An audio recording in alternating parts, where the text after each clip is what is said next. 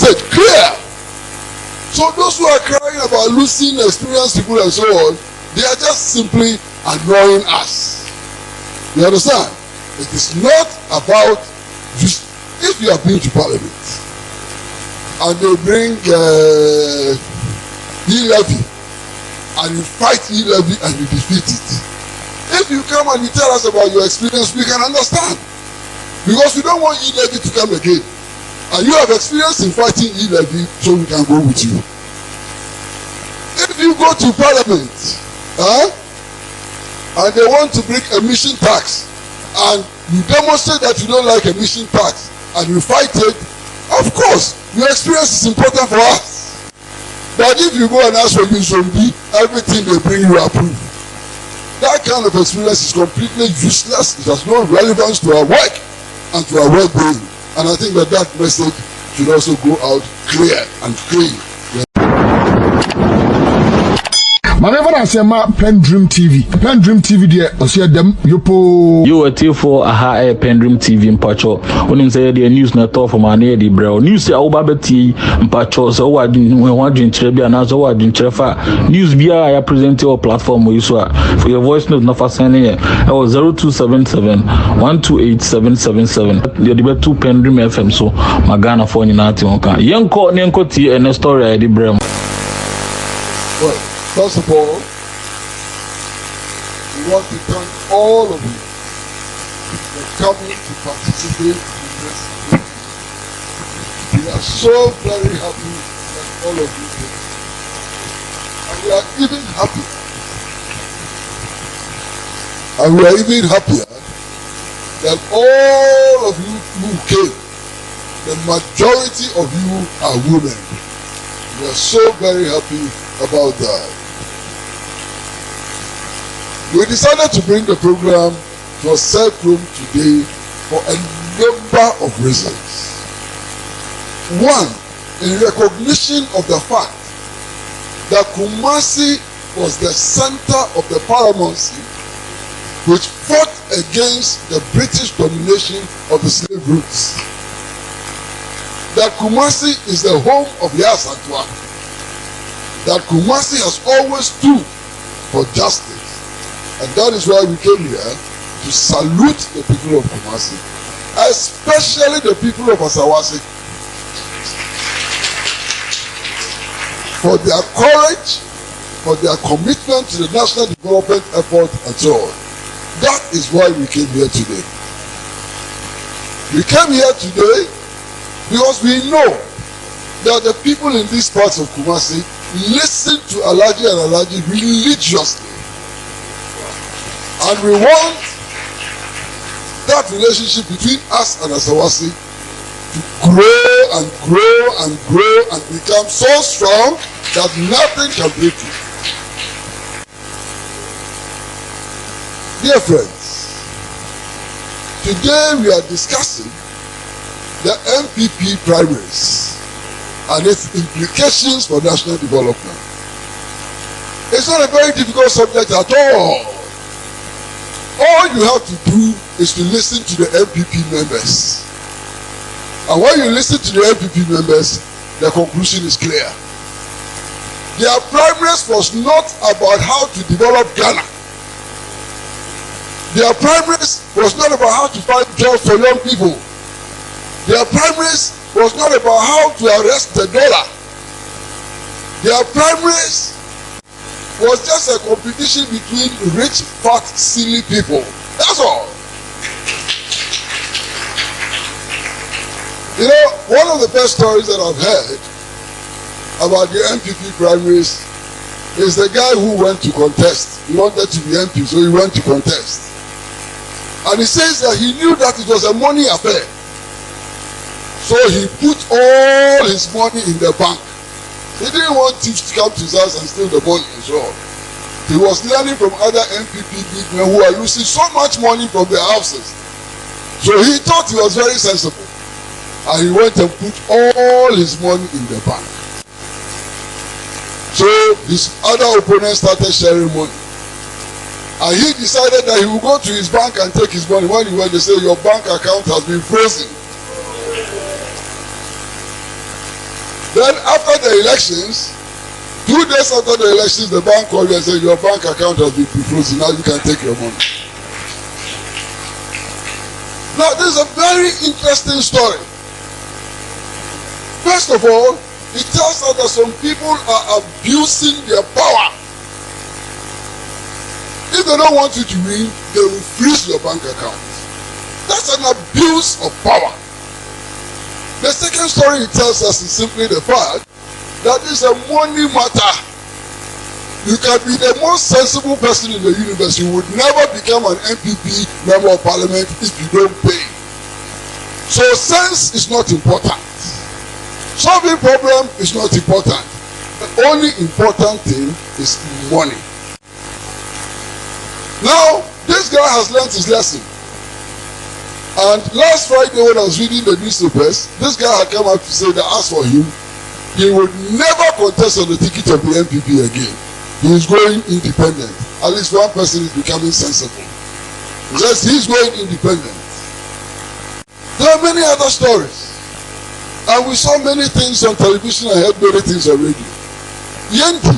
You saw what happened in Yendi. One of the contestants bought 500 motorbikes. How much is one motorbike? And this contestant is not a business person. This contestant doesn't have a gold mine. This contestant works for the government. Now, if you're working for the government and you can buy 500 motorbikes of your salary, how much is your salary? That's another story. How much is your salary? Some contestants bought flat screen television sets and put his photograph on top. At the end of the day, as of today, they cannot declare results. Why can't they declare results?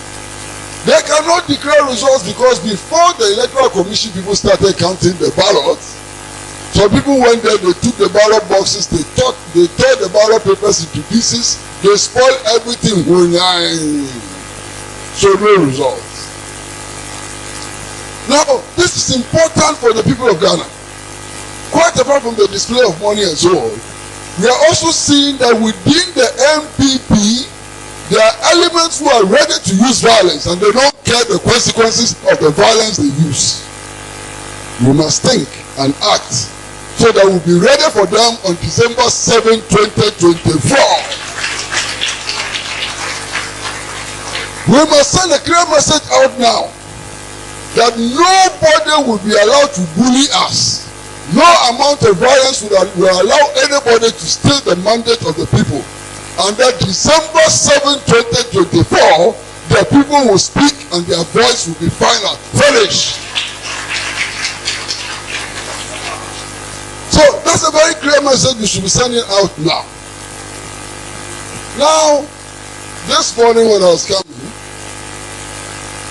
I came with some very, very big people from Parliament. And there's a song all of them are singing.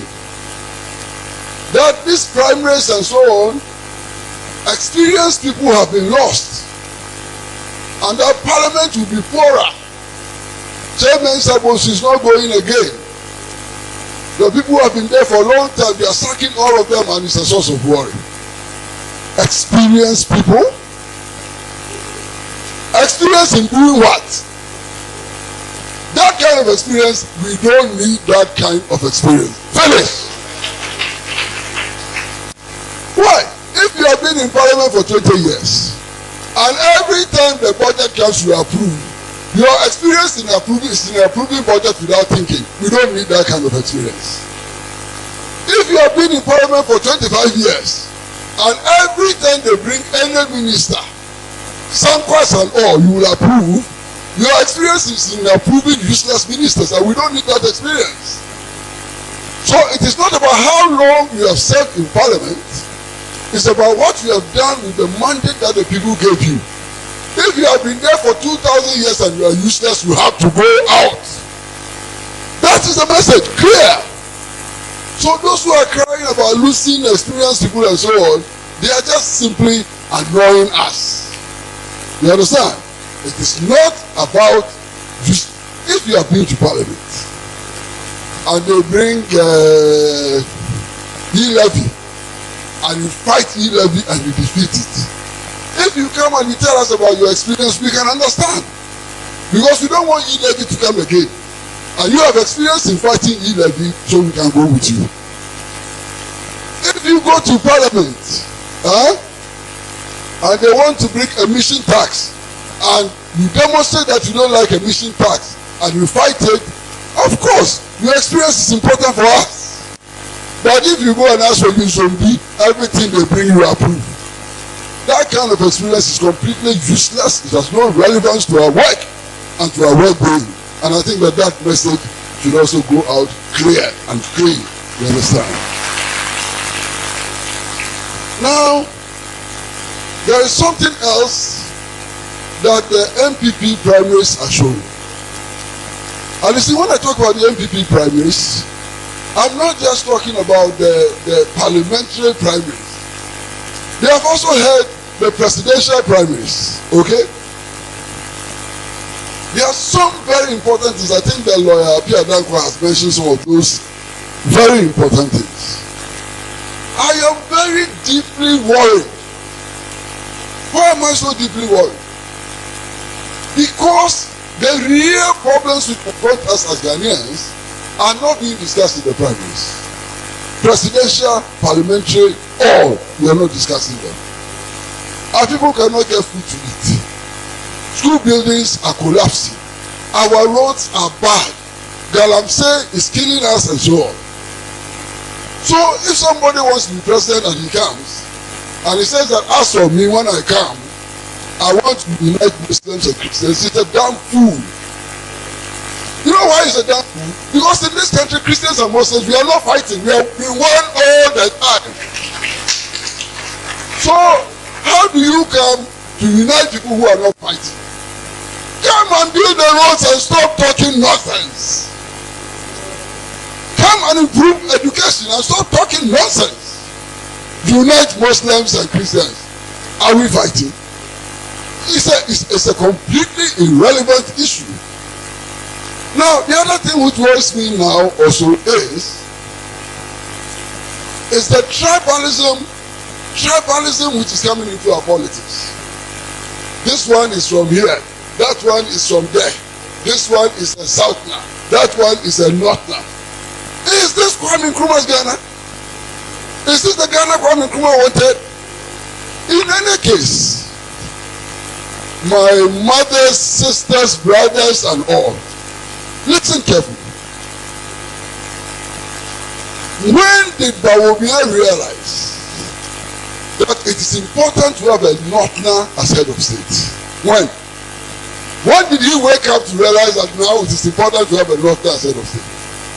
He was busily campaigning to pull John Mahama from the seat so that Nana Akufo-Addo will go and sit there. Is Nana Akufo-Addo a Northerner? So when he was removing Mahama, he didn't know that Mahama was a Northerner. But at that time, he didn't know that it's important to put a Northerner there. So we must listen to the candidates. Listen to what they say. And if you listen to what they say with an open mind, we will not make a mistake again. We have made many mistakes before. This time, we don't want to make any more mistakes. Because where this country has reached, if we continue to make mistakes, the country will collapse completely. Today, if we don't borrow, our government cannot do anything. Our government cannot build gutter without borrowing. Our government cannot pay teachers without borrowing and so on. This is the lowest level any country can reach. And that is why it is important that this time round, we don't make mistakes. And the signs are clear that this time round, the people of Ghana will not make mistakes.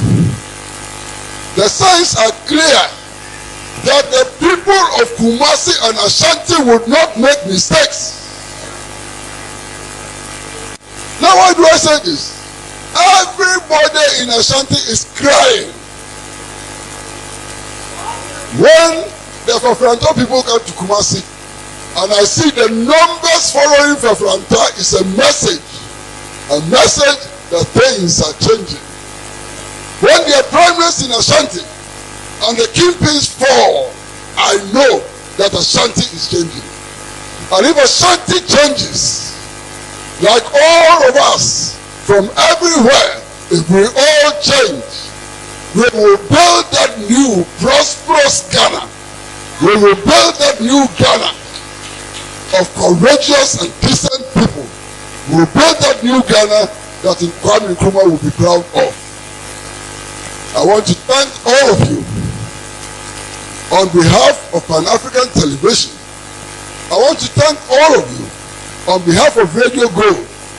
And I want to thank all of you on behalf of all those who continue to give us tremendous support to enable this program to grow from strength to strength. And in this, I cannot forget my two brothers, Solomon Owusu and lawyer Apia Dangwa, who have been strong pillars for the growth of this program. We thank you from the very, very bottom of our hearts. Thank you very much. Thank you. Thank you very much, Comrade Kwesi Pratt Jr. That's where we concluded today. Story OTCC no a platform my friend PENDREAM TV and I uti story no na o feedback we here empa story our tie no any story be our platform no so be our tie o pese o my feedback no fafa WhatsApp message or WhatsApp number 0277128777 na yebebo e wo PENDREAM FM Ghana for nyina ate won ka Debi kama mamena PENDREAM TV ase na so far so good say open online portal e wo Ghana nipa share nipa follow nipa comment here to my best of knowledge without any biases PENDREAM TV.